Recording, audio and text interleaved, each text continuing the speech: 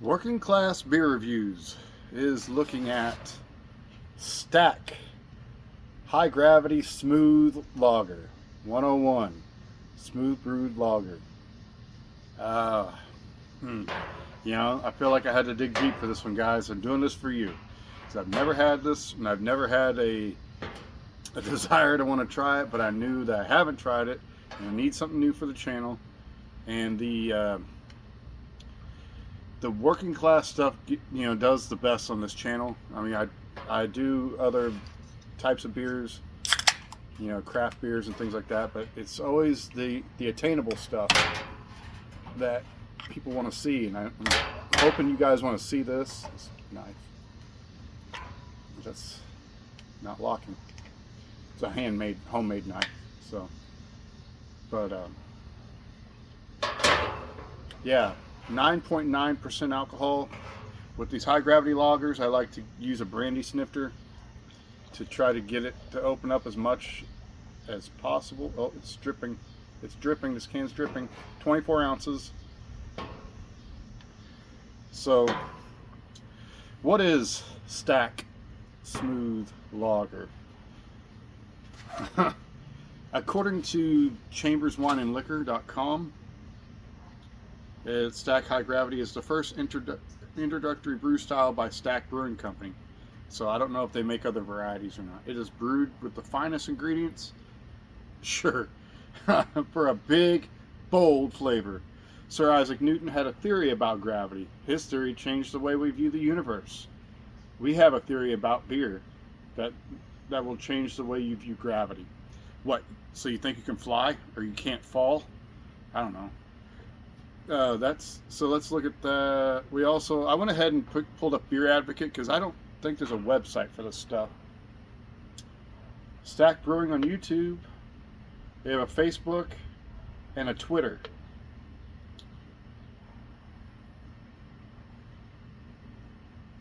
Yeah, it just uses the description on the side of the can. Stack 101 High Gravity Smooth Lager is brewed with the finest extra malted barley syrup and select hop extracts for a bold yet exceptionally smooth taste. Stack 101 Smooth Lager is the first introductory brew style by Stack Brewing Company.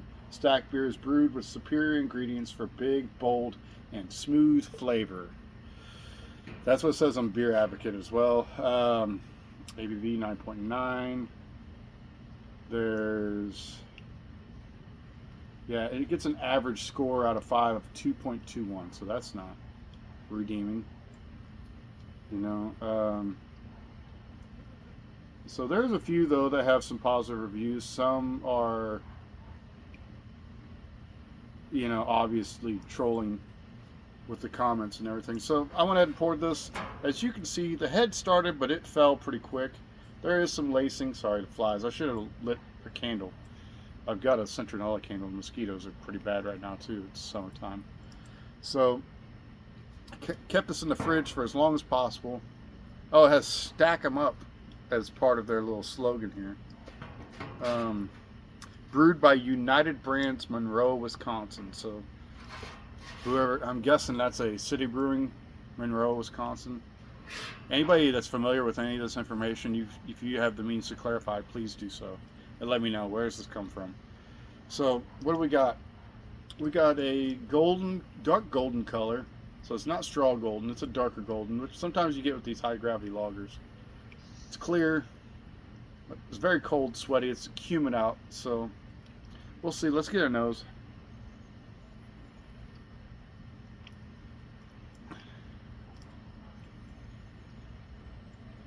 I smell sweetness, graininess, no sort of hoppy flavor that I can tell.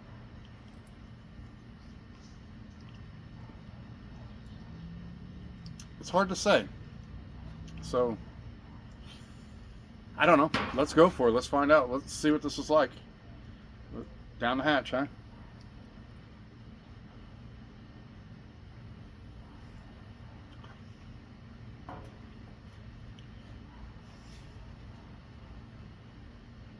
It's not, I experienced this with the Earthquake.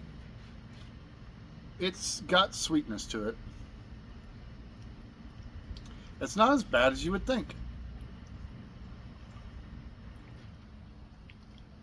Huh? I'm surprised. You saw my expressions. I did not have great excitement to try this, but it's a lager, 9.9%, so almost 10%. This is more than Steel Reserve or Hurricane, and this is you're getting into like Earthquake and close to like Four Loko territory. And this is kind of where that lands as far as how they market it, because you're not going to see advertisements for this. I was under the impression that Stack was one of the original like caffeine high gravity lagers, kind of like the way Four Loko was originally. But I could be wrong. So maybe there was another one that sounds like Stack or looks like Stack. They've made that illegal because it got too many people in trouble. They'd like black out, especially if they drank more than one of these in a short setting.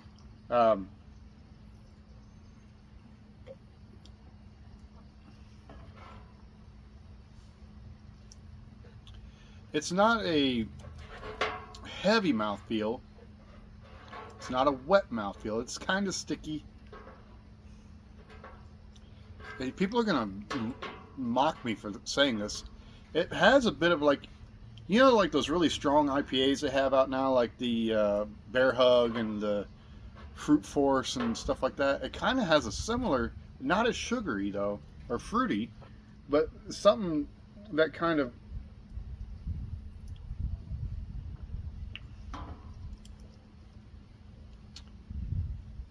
I'm honestly shocked. I'm not like over the moon for this. I'm kind of at a loss for words. I'm shocked. I thought it was just gonna be gross, and now I have to try camo. What if I end up thinking camo is like okay? I don't know. Well, I don't know. I'll be dipped. Yeah. Surprisingly. Now, because I've had experience with strong lagers like this, I know that you cannot. I'm not going to sit there and slam this down. I'm going to be careful. I have to be, because that's strong. And for some reason, lagers metabolize much faster than ales. They're different. I don't know if it's the brewing process, the yeast, whatever it is. They do metabolize faster. And I think that's why you see more people when they're, stumbling around drunk. It's because they're drinking lagers. I mean, it's not to say that you can't get that way on ales if you overdo it. Everybody has a limit, and you should always be mindful of your limits. I always want to promote moderation. That is the best policy to keep you out of trouble. I have a CDL, so I cannot get in trouble for stuff like that, or else it will destroy my livelihood.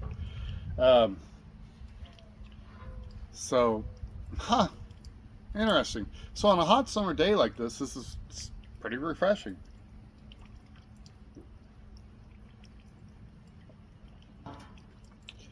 When poured into this glass, okay. Now that kind of sweetness and the heaviness is starting to come. The more you kind of sip and you swallow it down, there's a lingering after flavor / texture that leaves behind. That it lingers a little bit. I'm not a fan of that. That's also why I'm not a fan of those like really strong IPAs that are all fruit flavored and tropical punch and whatnot. That's just not my jam. I'm guessing in other areas there may be different styles or flavors of this. But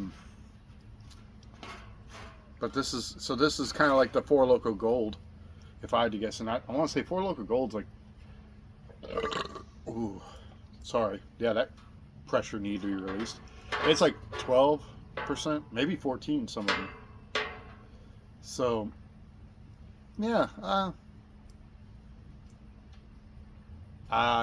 guess there's always room for surprises. To learn something new every day. it's good to experience things. It's good to try things with an open mind. I obviously did not come to the table with an open mind, but I don't mind being humbled. My opinion is not the most important thing.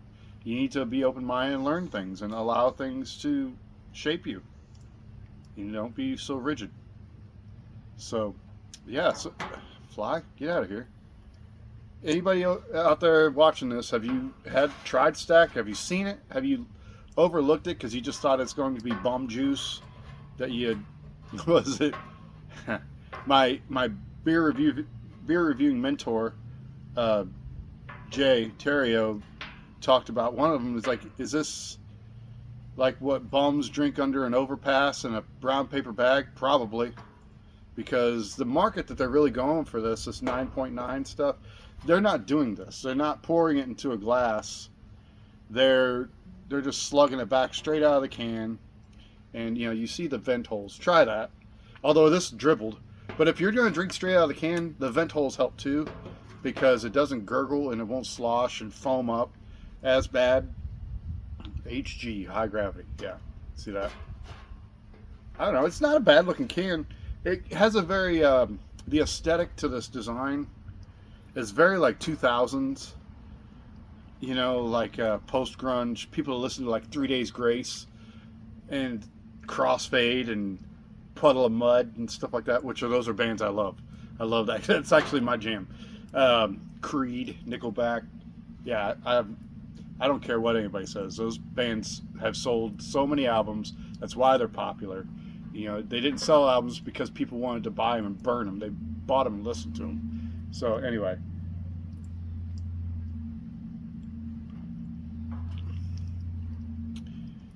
I think what you should do, if you have someone that is like a discerning beer drinker, pour this into a nicer glass like this, hand it to them, say, hey, can you tell me what this is? What do you think of it?